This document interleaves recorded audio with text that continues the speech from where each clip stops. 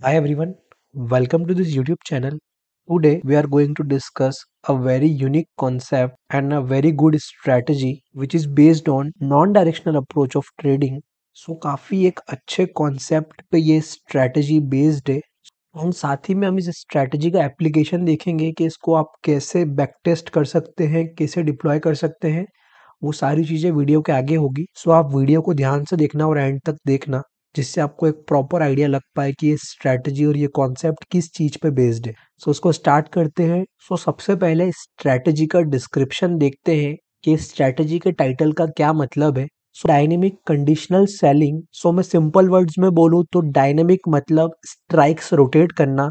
जहां जहां market move कर रहा है वहां वहां पे जाके स्ट्राइक्स रोटेट करना। सो इस स्ट्रेटजी में हम रोलिंग स्ट्रैडल का यूज करेंगे, जहां पे हम dynamically based on market ATM हम हमारी स्ट्राइक्स को रोटेट करेंगे। अगर हम एटीएम पे बेस्ड है तो एटीएम रोटेट करेंगे, अगर ओटीएम पे बेस्ड है तो ओटीएम रोटेट करेंगे। जैसे ही मार्केट मूव करेगा, सपोज हमारी ओटीएम 1 है तो हम ओटीएम 1 चेंज करते जाएंगे। सो मैं ये बेसिकली एक्सप्लेन कर रहा हूँ स्ट्रैटेजी को। आगे इसका एप्लीकेशन से बिल्कुल क्लियर हो जाएगी जब मैं इसका एग्जांपल बताऊंगा। कंडीशनल मतलब सेल तभी करना है जब हमारी कुछ डिजायर्ड कंडीशंस जो हम रखेंगे स्ट्रेटेजी के अंदर, जैसे अभी जो मैं वेरिएशन एक्सप्लेन करने वाला हूँ उसके अंदर हम ईएमए रखेंगे और आरएसआई रखेंगे।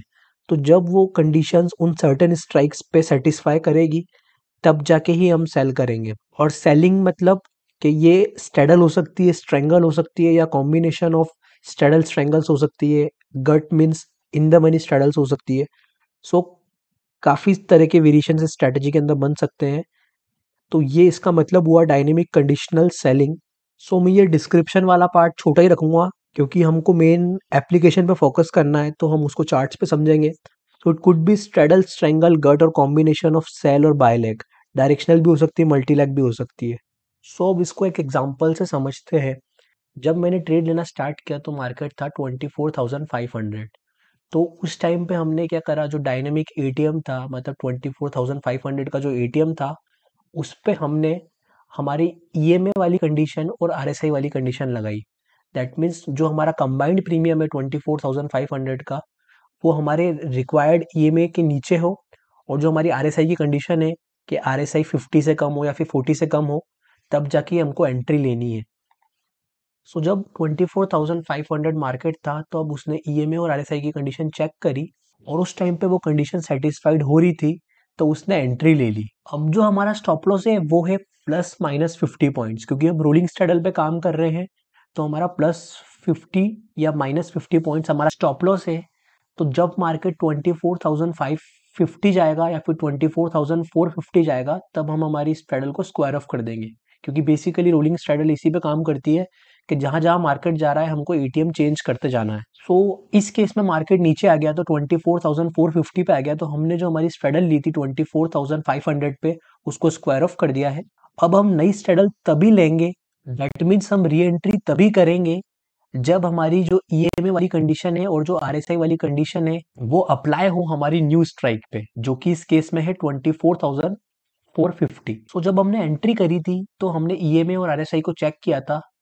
अब जब हमारा एग्जिट हुआ, जो कि +-50 पॉइंट्स पे है, और जब हमारी री एंट्री की बारी आई है, तो हम वापस से कंडीशन चेक कर रहे हैं कि जो हमारी न्यू डायनेमिक एटीएम है जो कि 24,450 है, उसकी जो स्ट्राइक है वो हमारे डिजायर्ड ईएमए और आरएसआई से नीचे है, तब जाके हम उसमें एंट्री लेंगे। सपोज मार्केट की स्ट्राइक चेंज करते समय ईएमए ऊपर रहा, तो ये वाली स्ट्राइक स्किप हो जाएगी, और जहां मार्केट जाएगा, अगर सपोज 24,400 पे जाता है, तो वहां पे अगर ये ईएमए और आरएसआई वाली कंडीशन सेटिस्फाई होगी तो वहां की जाके स्ट्रैडल क्रिएट कर देगा। सो ये एक डायनामिक सिस्टम है जो चेक कर रहा है कि कहाँ पे मार्केट के कंबाइंड प्रीमियम, जो एटीएम के कंबाइंड प्रीमियम है, वो ईएमए और आरएसआई के नीचे चल रहे हैं, तब जाके ही हम एंट्री ले। अब इससे फायदा ये है कि अगर मार्केट में फ्लक्चुएशन होगा तो वो जो स्ट्राइक होगी वो ईएमए के ऊपर होगी। जैसे इस केस में वो ईएमए के ऊपर है और आरएसआई के भी ऊपर, है, तो वो यहाँ पे एंट्री लेगा ही नहीं, क्योंकि यहाँ पे जो हमारा कंबाइंड प्रीमियम था वो घटने की जगह बढ़ गया है। तो ये लॉस मेकिंग सिनेरियो हो सकता था, तो यहाँ पे वो स्ट्राइक में एंट्री लेगा ही नहीं। सो इससे स्ट्रैटेजी में काफी इम्प्रूवमेंट देखने को मिलता है, क्योंकि हम नॉर्मल स्ट्रेडल नहीं कर रहे हैं, हम एक कंडीशनल स्ट्रेडल कर रहे हैं या फिर स्ट्रेंगल कर रहे हैं। तो जहां जहां मार्केट जाएगा वहां पे हमारी ईएमए और आरएसआई वाली कंडीशन चेक होगी।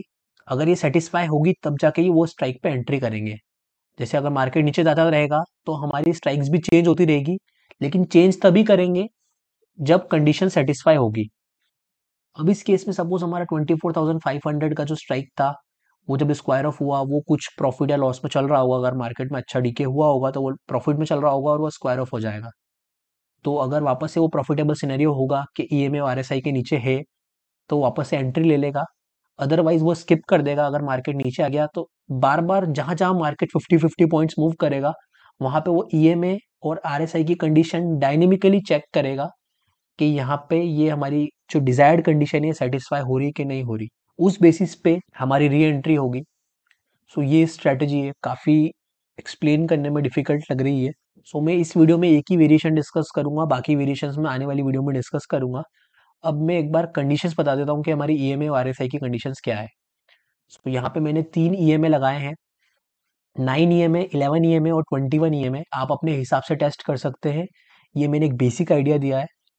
इंस्टा ऑप्शंस का जो प्लेटफॉर्म है वो बिल्कुल फ्री ऑफ कॉस्ट है। आप जाके यहाँ पे बैक टेस्ट कर सकते हैं कंबाइंड चार्ट्स पे।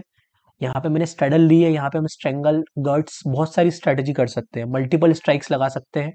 सपोज मुझे मल्टीपल स्ट्राइक्स में काम करना है तो मैं मल्टीपल स्ट्राइक्स पर डायनेमिकली कंडीशंस चेक कर सकता हूँ। उन मल्टीपल स्ट्राइक्स का डायनेमिकली रोटेशन चेक कर सकता हूँ कि उनको 50-50 पॉइंट्स पर रोटेट करना है और उनकी कंडीशनल ईएमए और आरएसआई चेक करना है, तब जाके री एंट्री लेना है। तो वो एक काफ़ी डिटेल बन सकती है। वो मैं टेलीग्राम पे भी एक डिस्क्रिप्शन डालूंगा स्ट्रेटेजी का, वहां से आप चेक कर सकते हैं। सो यहाँ पे मैंने 3 ईएमए लिए हैं। और जो हम कोडिंग में यूज करते हैं, जो हम ऑटोमेशन में यूज करते हैं, वहां पे हम जो इनपुट्स है उसमें क्लोज प्राइस ना लेके OHLC 4 प्राइस लेते हैं। सो यहाँ से आप OHLC 4 कर सकते हैं, क्योंकि ये ज़्यादा स्टेबल होता है, क्योंकि ये ओपन, हाई, लोअर, क्लोज का एवरेज लेके उस बेसिस पे ईएमआई कैलकुलेट करता है।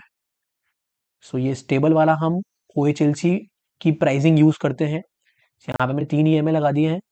साथ ही में मैंने यहाँ पे आरएसआई लगाया है कंबाइंड चार्ट्स पे, क्योंकि यहाँ पे 23,700 का स्ट्रेडल मैंने ले रखा है, तो मैं आरएसआई भी लगा के रखा हूँ और ये ईएमआई लगा रखा है। जैसे ये अब हमारी जो कंडीशन है वो इस टाइप से है कि अगर वो तीनों ईएमआई के नीचे है तो सेल करेंगे। दैट मीन्स वो वहां पे क्लोजिंग देता है तो हम उसको सेल करेंगे। इवन इसमें अगर आप एक ईएमआई यूज करना चाहते हो तो वो भी कर सकते हो, वो भी काफी इजी रहेगा। तो अभी मैं इन दोनों को हटा देता हूँ। सिर्फ मैंने एक ही ईएमआई लगाया है, जिससे एक्सप्लेन करने में इजी रहेगा। सपोज अगर इसके ऊपर क्लोजिंग देता है तो स्क्वायर ऑफ करना है और इसके नीचे क्लोजिंग देता है तो एंट्री लेनी है। साथ ही साथ हमको आरएसआई की कंडीशन भी चेक करनी है और साथ ही साथ हमको डायनेमिकली एटीएम भी चेक करना है। तो ये जो हमारी ईएमए और आरएसआई की कंडीशन है, ये यहाँ पे रोटेट नहीं करेगा, बट वो जब ट्रेड करेंगे तब रोटेट होना चाहिए। ये जैसे जैसे मार्केट मूव कर रहा है तो ईएमए और आरएसआई पे वो कंडीशंस चेक करते जाए। सो ये कोई मैनुअल वर्क नहीं है, ये आप मैनुअली खुद चाह के भी नहीं कर सकते, क्योंकि वो बहुत डिफिकल्ट हो जाएगा। तो इसमें हम एल्गो का यूज करते हैं, वो भी मैं आगे आपको एक्सप्लेन करूंगा। अभी स्ट्रेटेजी एक्सप्लेन कर देता हूँ। तो कुछ जैसे यहाँ पे हमारा आरएसआई चल रहा है 51 और यहाँ पे हमारा ईएमआई ने इसके नीचे क्लोजिंग दी है, तो यहाँ पे हम एंट्री नहीं लेंगे। अगर हमारी आरएसआई की कंडीशन ऐसी है कि 40 के नीचे आरएसआई होना चाहिए, तो हम वेट करेंगे कि ईएमए नीचे भी हो और आरएसआई के भी नीचे हो, तब जाके हम यहाँ पे एंट्री लेंगे। जैसे इस वाले केस में यहाँ पे एंट्री हो रही है 211 पे और वो डायरेक्ट हमको डीके दिखा रहा है 155 तक का। 50 पॉइंट्स का डीके दिखाया है जब इसने दोनों कंडीशन को सेटिस्फाई किया है। यहाँ पे आप सुपर ट्रेंड भी यूज कर सकते हो, वीवेब भी यूज कर सकते हो। ईएमए अच्छा रहता है क्योंकि वो स्ट्राइक जो प्राइस है उसका एवरेज चलता है एक्सपोनेंशियली, करंट प्राइस को ज़्यादा ओवरवेट करता है। और यहाँ पे हम OHLC 4 ले रहे हैं, जो हमारा सोर्स ऑफ इनपुट है फॉर द ईएमए कैलकुलेशन। सो वो भी काफ़ी स्टेबल है। सो ये स्ट्रैटेजी थी। बाकी वेरिएशंस बताना काफ़ी डिफिकल्ट है, तो वो मैं सेपरेट वीडियो में बताऊंगा, उससे क्लैरिटी रहेगा। सो आई थिंक आपको ये वाला पॉइंट क्लियर होगा कि हमको रोटेट कैसे करना है। 50-50 पॉइंट्स पर रोटेट कर सकते हो आप, 70-70 पॉइंट्स पर रोटेट कर सकते हो, 100-100 पॉइंट्स पर रोटेट कर सकते हो, बेस्ड ऑन सर्टेन कंडीशंस। तो ईएमए और आरएसआई है, ये री एंट्री पे भी चेक होगा और एंट्री पे भी चेक होगा। अब मैं थोड़ा सा वापस डिस्क्रिप्शन बता देता हूँ कि कैसे इस स्ट्रैटेजी में काम होता है। सो इस स्ट्रैटेजी में हमने जो अभी एग्जांपल समझा उसी से मैं एक्सप्लेन कर देता हूँ। हमको dynamic ATM, dynamic OTM 1, OTM 2, OTM 3, ITM 1 etcetera etcetera हमको सारी कंडीशंस जो हमारी है ईएमए वाली और आरएसआई वाली, वो इन स्ट्राइक्स पे चेक करनी है।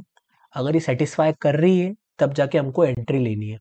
सिंस ये एक रोलिंग स्ट्रैडल है, इस पे आप बेसिक स्ट्रैडल भी कर सकते हो। एग्जिट कब करना है? जब हमारा 50 पॉइंट्स का रोल मूवमेंट कंप्लीट हो जाए तब हमको एग्जिट करना है, और वापस से री एंट्री लेनी है अगर वो हमारे जो एंट्री पैरामीटर से ईएमए और आरएसआई के वो सेटिस्फाइड होते हैं, तब जाके हमको री एंट्री लेनी है।